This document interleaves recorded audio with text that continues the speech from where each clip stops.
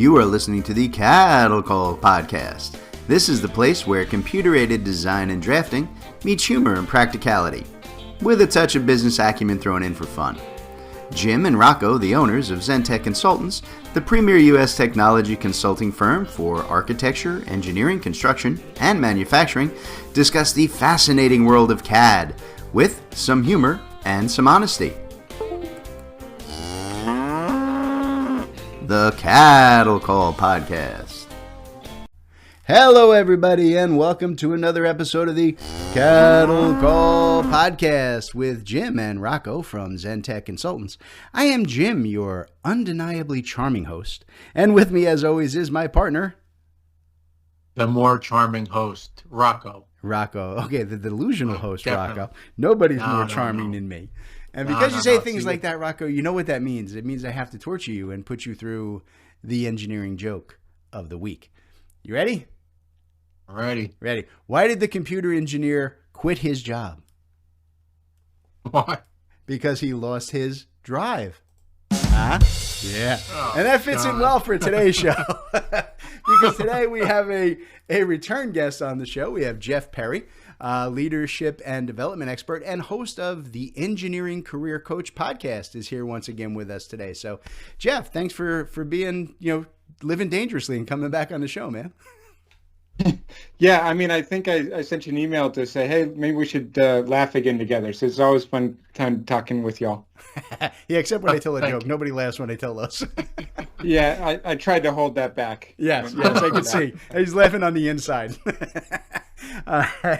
So Jeff is here today because we want to talk to him about a new book that he has just released, and it is called The Intentional Engineer.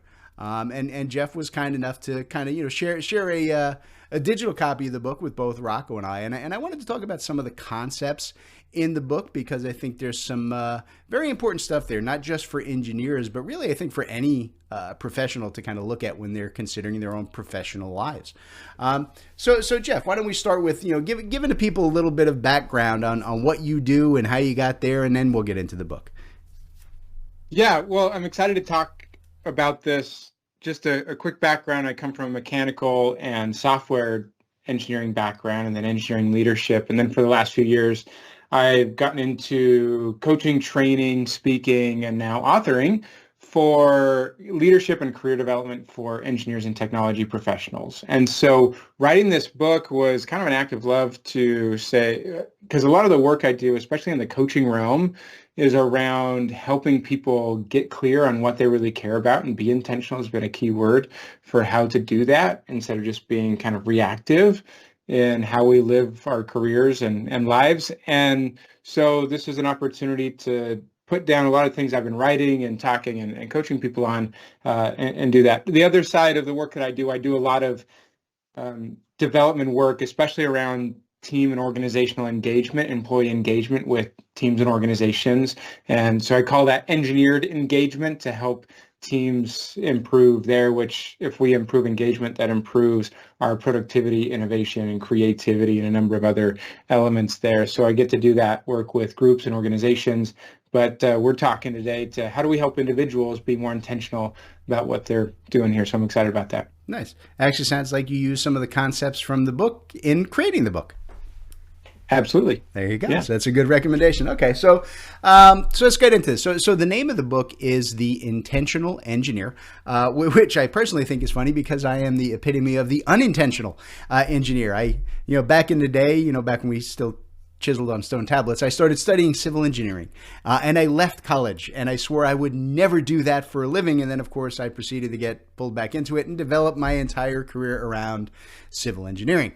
But the main concept that I got from Jeff's book, though, is that success can be achieved a lot faster and simpler if you approach your career with what Jeff refers to as intentionality.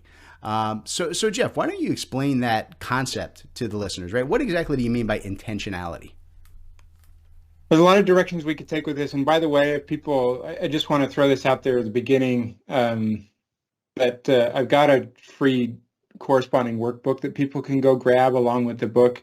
They can go to theintentionalengineer.com/workbook and grab that. And that's free.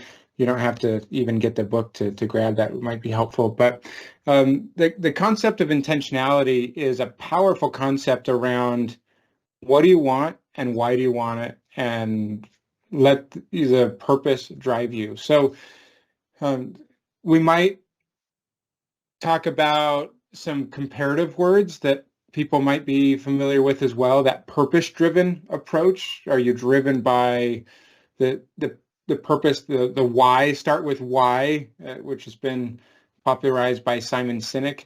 Another word that I might use in comparison is to be deliberate around how you are developing your life and your career. We don't want to only focus on your career and the success around how much money you're going to make or what title or position you get to or whatever. But we're trying to live a great life that we're proud of and that we find happiness and fulfillment in. And so we want to look at the whole picture of how do I find alignment in my life and my career so that those things align together to be mutually helpful, instead of the typical concept of like work-life balance, right? Then it feels like if I'm taking away from my work that I'm to give to my life, then I'm taking away from work. But we don't want to just be balanced, which means that we're completely static. We want things to be aligning so that they mutually work together in a better way. So I like that concept of alignment, but intentionality is really around what do you want and why do you want it, and let that be a driving force for then what do you do to go make that happen. Nice. I like that. So Rocker, talking about intentionality, right? Do you see that concept as something that's, kind of adaptable to the way we work? I think more at the company level, right? Rather than personal here at Zentech? Yeah, I think so. I mean, you'd say, what do you want and why do you want it? I mean, I think about the work that we do, and for me personally, I think about the work that we do and the kind of work that and I guess the kind of work that I like doing, right? I mean, I love learning about people and the kind of work that they do. I've always had a passion for that. It's very exciting to get on calls and to learn about people's issues and how we solve them, and how they're doing. I mean, we work, as you guys know, architecture to engineering to construction, and just to see how they all work and their challenges, their pain points, how we help them out. To me, I enjoy that, and I think that's an important part of having that balance. It's not just about working because I have to. I mean, you have to find enjoyment in it. Yeah, no, I agree with that. And I kind of approach the same way. And I think that's how we kind of started Zentech, right? Without the benefit of Jeff's book, unfortunately, would have helped at the time when we did it. But the idea of, going into a business because it was something to do something that we wanted to do on a daily basis, rather than just like, hey, here's a way to make some money. Because, believe me, unless you're Rocco, you're not making a lot of money here at Zentech. The rest of us are living human lives. All right. So one of the concepts that I think Jeff hits pretty heavily on in his book is the idea of your personal mindset. All right. And that while you can't always control the situation or the environment that you find yourself in, you can certainly control how you respond to it. In particular, I was interested by the idea of moving beyond strictly goal-oriented and instead kind of changing your mindset to focusing on even enjoying, right, the process that leads you to those goals. And I will say, I am guilty of being a very task-oriented guy, and I can fall prey to the negative mindsets, I guess, about kind of the day-to-day steps that go into achieving those goals. I can get kind of testy. So Jeff, you talk about in the book, the concept of upgrading your mindset, right? What exactly does that mean, and how do people even start moving in that direction? Yeah, this is so critical. And James, we can work on this if you want to really like. There you go. I get my own personal consult. I like it. Maybe we should have some extra conversations around that if you really want to work on it. But the thing is, so often when there's any change that we want to make in our lives, whether that's a career shift or a health change or something like, choose any significant change we want to make. So often we focus only on what we need to do differently instead of thinking about who do we need to be differently, how do we need to show up, and how do we need to think differently. Okay. And that's where the mindset comes into play, because we would say that our mindset drives our behavior and our actions that we take. And then our behavior and actions drive the results. So if we're only prescribing that when we want to make a change, we only prescribe all the actions and behaviors that we need to do differently, we're actually neglecting the mindset. And that's why so often our mindset is left behind. So then our actions and behaviors go right back to how they used to be. They're not a sustainable change. We may do something for a little while, but we haven't actually changed how we're thinking about the entire shift and the process that we need to make. And whether that's an identity shift, like, hey, I believe I am something different now than I used to, right? I am someone moving from a change, like a frontline engineer to an engineering manager. You have to make some significant shifts around how you think about the value that you deliver in your role. Someone who is believing that or wants to improve their health, right? Want to lose some weight, you can focus only on, okay, how many pounds have I lost or whatever, or changing your mindset around, I am a healthy and fit person. Let's let that drive the choices that I make around what I eat and the type of exercise and the rest I get and the other things that you might want to change, right? And so you have to do both of those together. So there's a process, and I write about it. I spend 2 whole chapters on the book on the concept of why changing mindset is important and then how to do it. We could go as deep as y'all want to and what that process looks like. But at the beginning right now, I just want to think about, without shifting how you think about the change, whatever that is that you want to make, you are unlikely to be successful in sustainably making that change. And that's on an individual level. By the way, that also applies to a group or an organization or a team, that often teams get embedded with a mindset of, this is how we do and this is how we've always done it. We say, hey, we need to change and do something differently. And people dig in their heels like, no, that's not the way that we operate or we want to operate, because that's what they're used to. They need to shift the minds, not just declare the new actions that you're going to take. So looking at that holistic piece so that we can really make changes sustainable and lasting and impactful to get the new results that we're looking to make. Nice. And I'll say, I noticed you've said it a couple times here, and you definitely hit on it in the book, right? Even though the book is focused on engineering, as it says in the title, I was surprised, right, that you have quite a lot to say about the use of mindsets in your personal life, right? And I think that's important, because I don't think that you can adjust the way you approach work if you can't adjust the way you approach your life.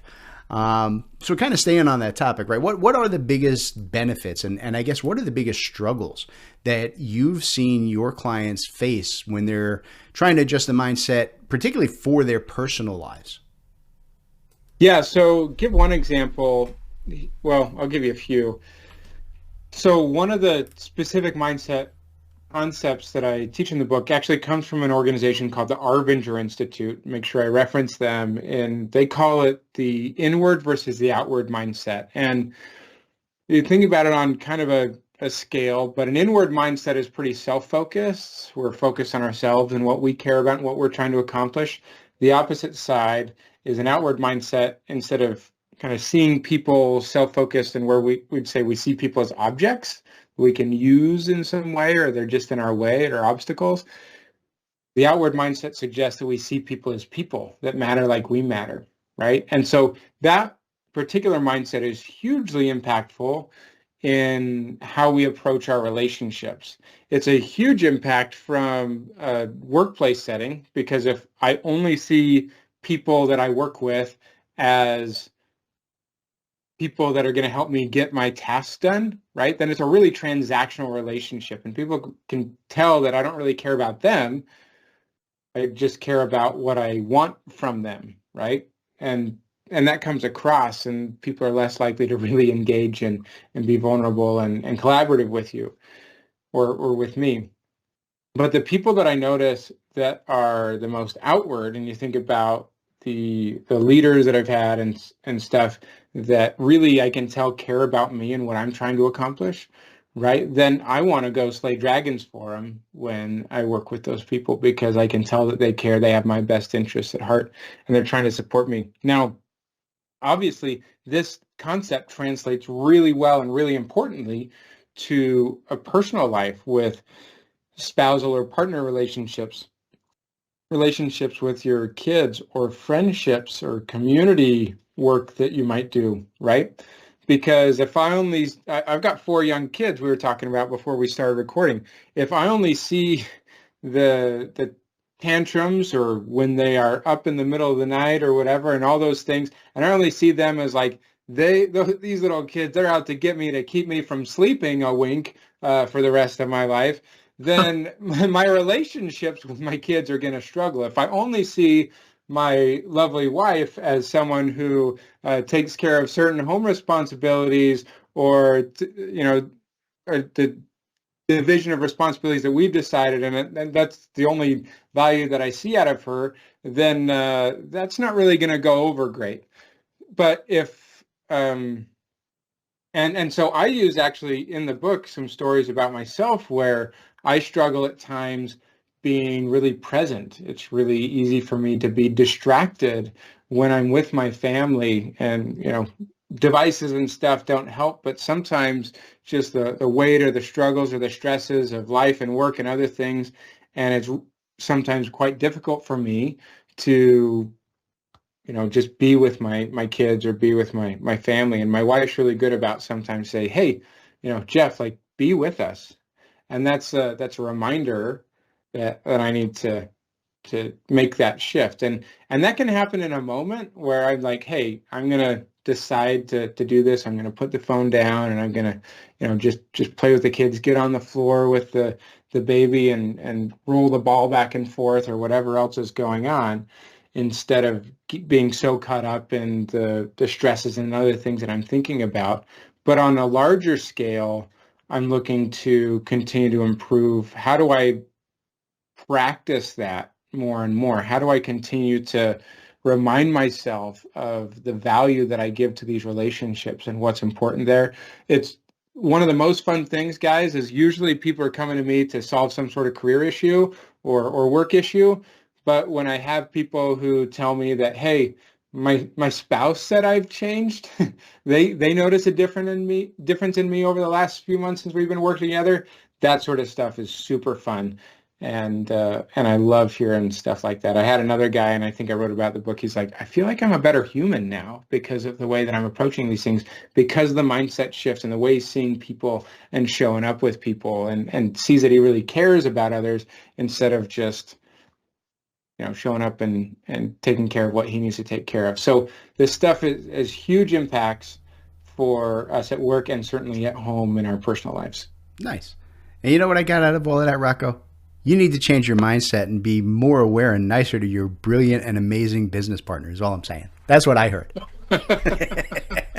That's probably true. There you go. That's probably true. What did you get out of it, Rocco? That's not important. Why are we asking him? All right, folks. Before Rocco throws me under the bus, let's take a break to hear from today's sponsors. I need to process that. All right, folks. When we get back, I want to get into some of the communication and skills-based functions that Jeff talks about in his book. All right, so we're going to get into that. So stand by, folks. We'll be back in just a minute with more of the Cattle Call Podcast. All right, everybody. Today's episode of the Cattle Call Podcast is brought to you by Zentech Consultants. That's Rocco and I. We're bringing ourselves to you. Aren't we nice? So we wanted to talk to you guys today about some of the things that we offer at Zentech Consultants. In particular, we wanted to talk to you today about our offerings around developing and upgrading your CAD standards. We are here to help you guys with all of your CAD standard needs, from ongoing drafting and design support to block and library development, full CAD standards development, right, CAD version upgrades, really whatever it is that you guys need when it comes to developing, implementing, and tweaking your current CAD standards. Or like I said, if you don't have any yet, we can help you build them from scratch. So Rocco, why don't you tell all the good folks how they can reach out to us and start that conversation? Yeah, there's a lot of information, people, on our website, zentechconsultants.net. That's Zentek consultants.net. or you can give us a call, 866-824-4459, or even drop us an email, sales@zentechconsultants.net. Ooh, nice. CAD standards from Zentech Consultants. You're listening to the Cattle Call Podcast.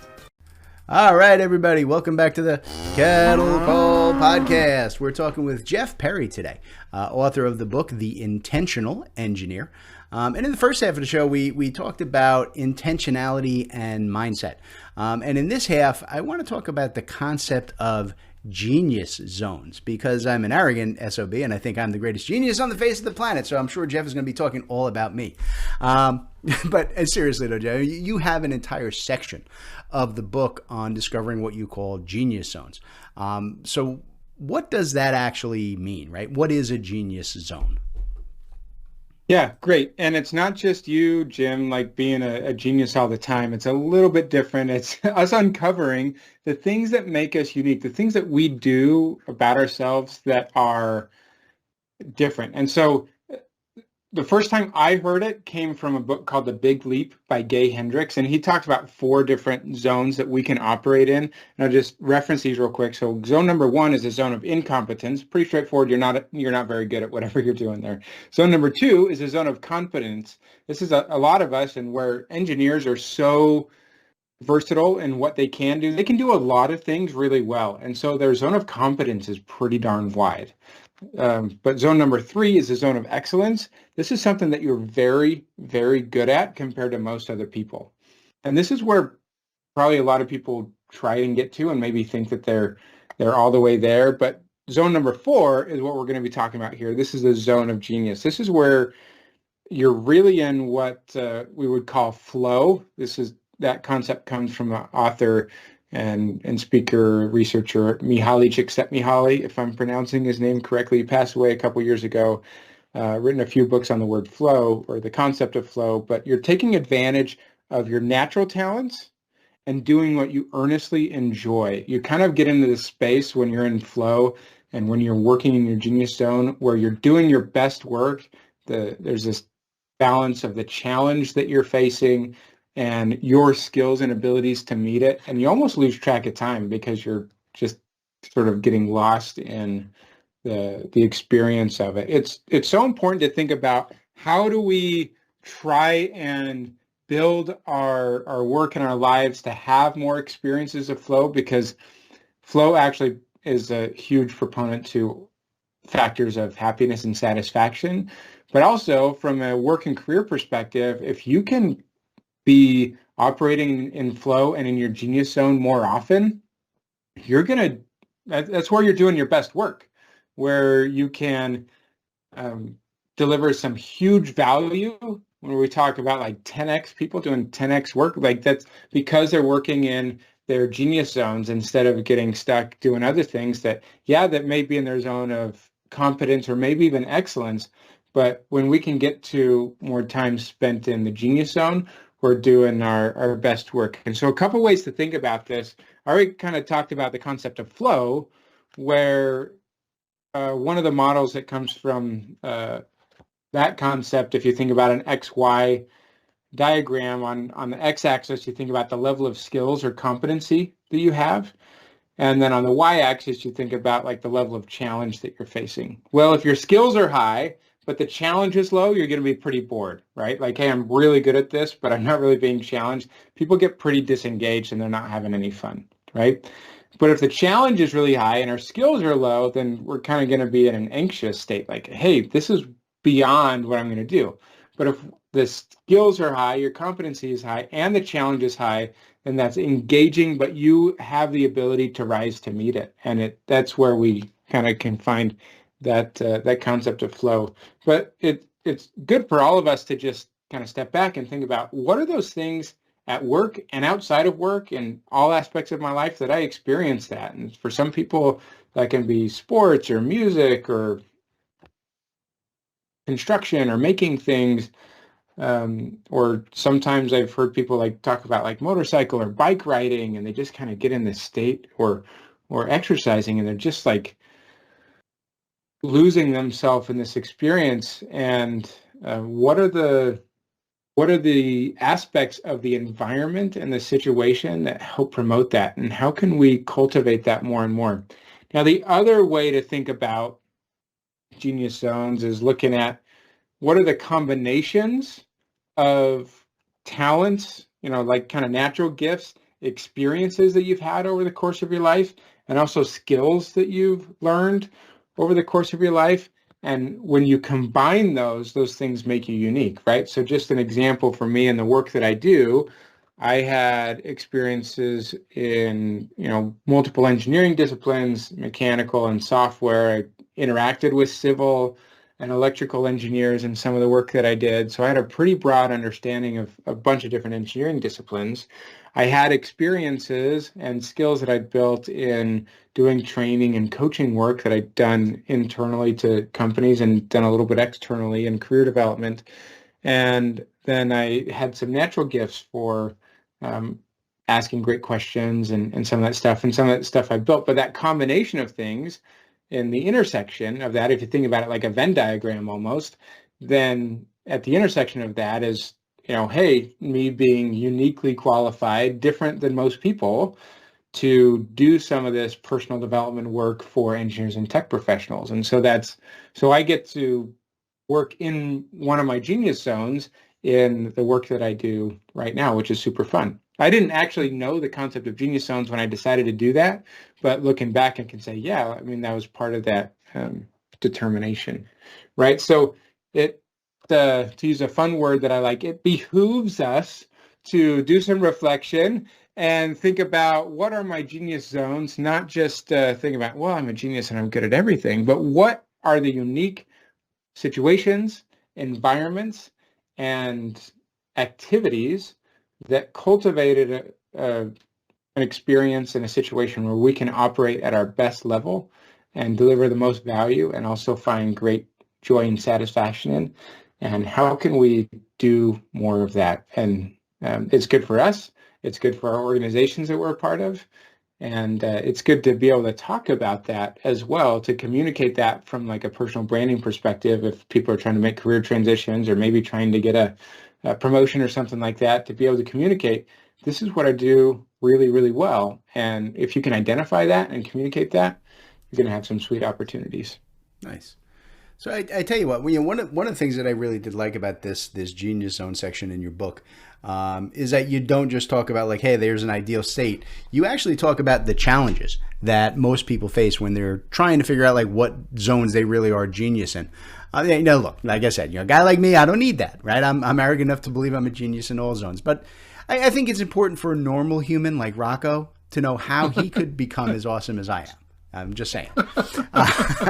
So Jeff, what actually are the primary challenges that folks are likely to face when they're trying to unlock their own genius zones?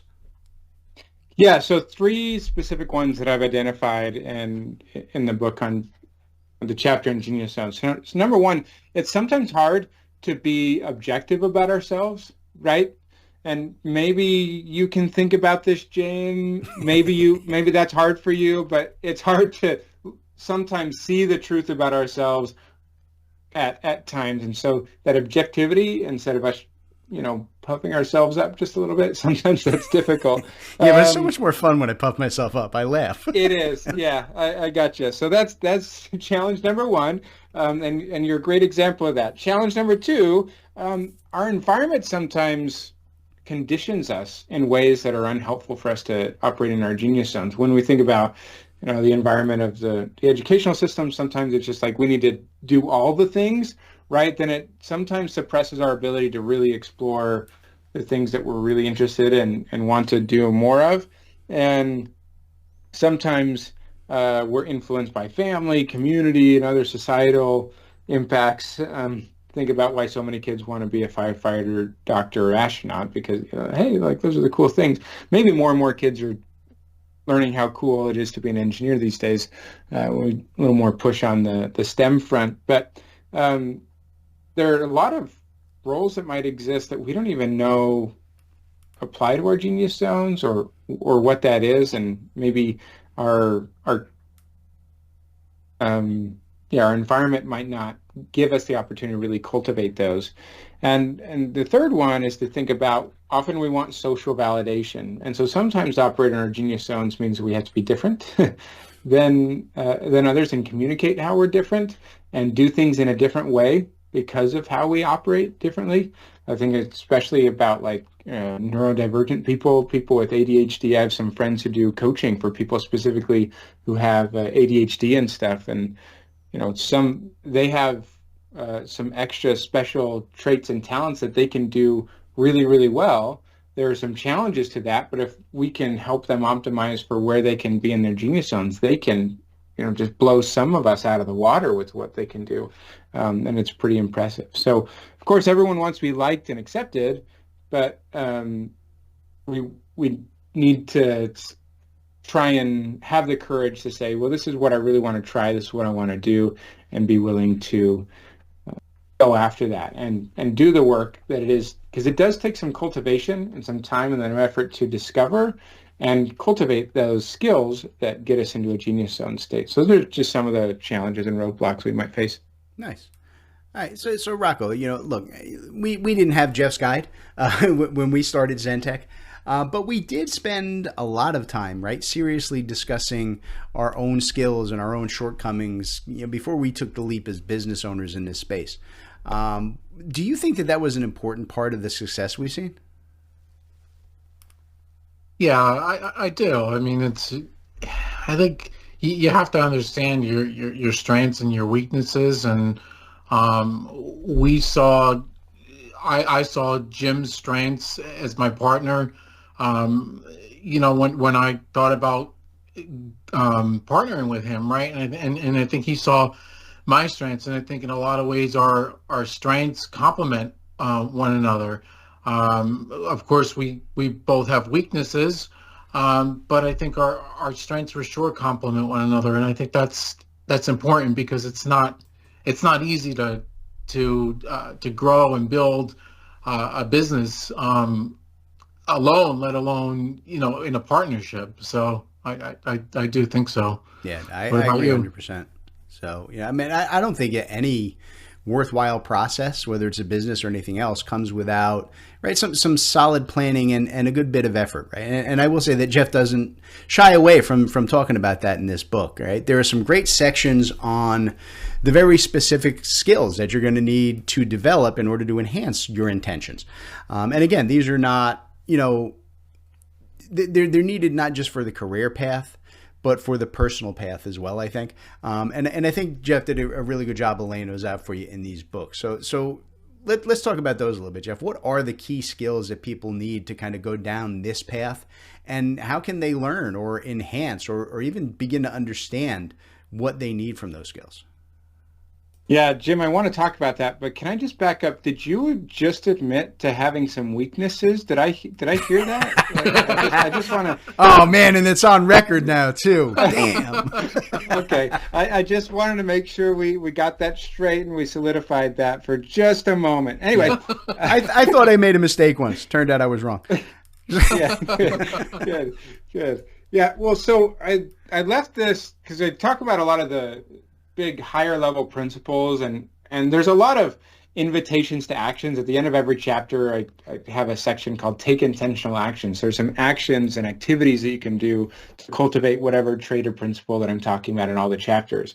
The last chapter, chapter 8, I talk about these skills that you're mentioning that really support our intention, and there's 4 that I've called out, and we could add more, but these are the 4 that I identified that are quite important. So communication, accountability, feedback, both giving and receiving, and strengthening relationships.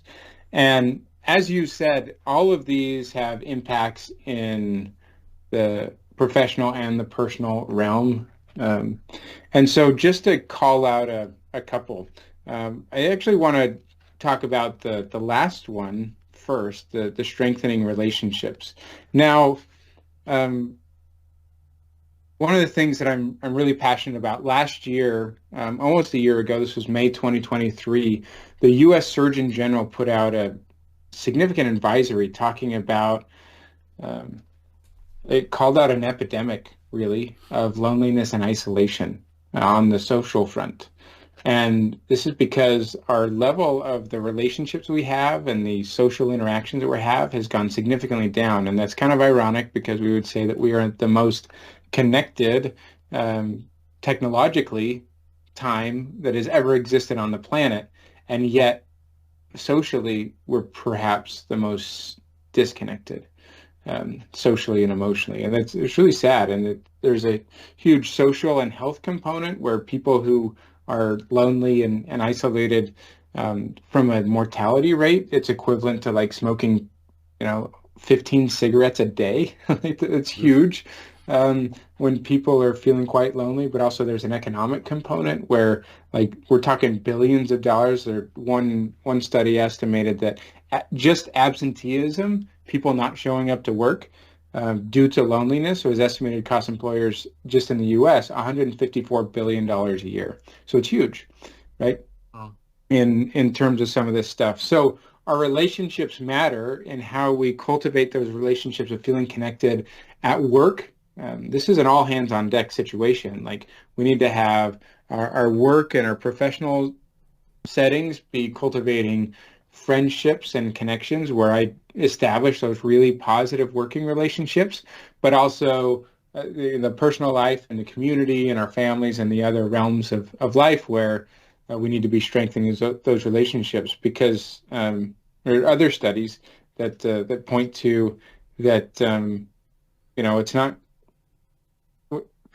that it's actually the best thing you can do for your health and your life satisfaction is the quality of relationships more than anything else, like far and away.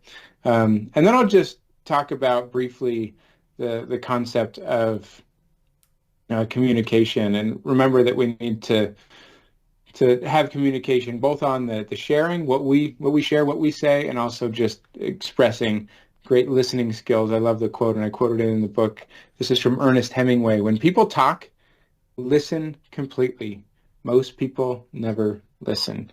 And so if we can cultivate, we need to be able to articulate ourselves well, but if we can step back and really listen because we care about people and show them that and listen at a higher level, that's really going to help us grow those relationships that I just talked about, as well as really listen to understand what needs to be accomplished as we're collaborating and working with each other. So that's just a couple of specific things to pull out there. Nice. All right. So as always, I like to give guests a chance to tell us something that I didn't think to ask about on this show. And in this case, I also want to make sure I give Jeff a chance to plug his book one more time and to tell everybody where they can get their copies. So Jeff, what else do you want folks to know about intentionality in your book? Yeah, so I mentioned earlier, and I'll just throw it out again, you can get a free copy of the corresponding workbook that corresponds with the book at www.theintentionalengineer.com/workbook, and you can find more information at theintentionalengineer.com on the book. The book can be found on Amazon and Audible, and should be able to be shipped to you. But I really just hope that people take this concept seriously. Why do you want to just let your life happen to you instead of being intentional about the life and the career that you want to create? I know that's possible, and I've seen it over and over and over again with the people I've worked with. And so I hope that people will grab the book, but then if they want some extra help, can reach out to me. I've got some programs and coaching for individuals and groups that can really help you say, hey, I want to be intentional. Let's pull out what those intentions are and create a plan and a support structure to help you go achieve things that perhaps right now you don't think are possible. So I'd love to help anyone who would love to. You can find more information on me at jeff-perry.com as well. There you go. Nice moral takeaway from today. I agree with you on that one. All right. So with that, folks, we are going to get out of here. But before we do, I just want to say, Jeff, thank you again for being here. It's always a pleasure to have you on, and appreciate you sharing your book with us. Absolutely, guys. Always a pleasure. And thanks so much for having me. All right. Thank you, Jeff. All right, folks, we're going to bounce out. We'll catch you next time on the Cattle Call Podcast. All right, everybody. Today's Cattle Call was brought to you courtesy of Zentech Consultants. That's Rocco and I. Zentech Consultants works with design and manufacturing firms to help our clients purchase and implement the software that they need in these complex industries. We provide a single point of contact for clients to buy, develop, and learn the most vital software systems for your specific needs. Zentech strives to be your trusted technology partner from your initial needs all the way through long-term support and training for your entire staff. So Rocco, why don't you tell them how to reach out to Zentech? All right, yeah, you can reach out to us through zentechconsultants.net. You can email us at sales@zentechconsultants.net, or you can even call us 866-824-4459. Excellent. We look forward to hearing from you all.